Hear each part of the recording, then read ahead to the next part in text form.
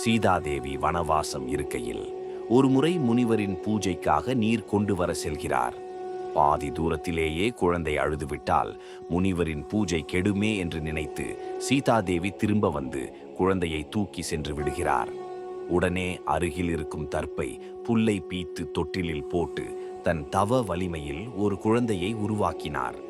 பிறகு நீர் கொண்டு வருகையில் சீதையின் கையில் குழந்தை இருப்பதைக் கண்டு ஆச்சரியம் அடைகிறார். பிறகு அந்த குழந்தையையும் லவனோடு சேர்ந்து குசன் என்று வளர்ந்து வருகிறது. சில காலம் கழித்து ராமருக்கு சொந்தமான குதிரையை அடக்கி ஹனுமானை வென்று ராமரோடு போட்டியிட்டு என ஏராளமான சாகசங்கள் லவனும் குசனும் செய்தனர்.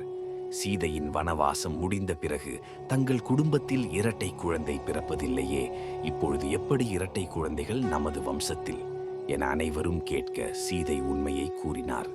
லவனை மட்டும் அனைவரும் ஏற்றுக்கொள்ள, குசன் தன் அண்ணன் லவன் நாட்டை ஆள நான் காட்டை பாதுகாத்து ஊர் எல்லையில் வீற்றிருப்பேன் என்று கூறி மாபெரும் அக்னி வளர்த்து அதில் இறங்கி தன்னை புனிதப்படுத்தி வெளியே வருகிறார். அக்னியில் இறங்கியதால் குசன் கருப்பு நிறமானார். எல்லையை காப்பதால் சாமி ஆனார். இதுவே கருப்பசாமி வரலாறு. இவரை கருப்பண்ணசாமி என்றும் அழைப்பார்கள். இவர் சபரிமலை போன்ற பல ஆலயங்களில் அருள் புரிகிறார். வடமொழியில் ஓம் ஸ்ரீ கிருஷ்ணபுத்ராய நமோ நம் என்று அர்ச்சிப்பார்கள்.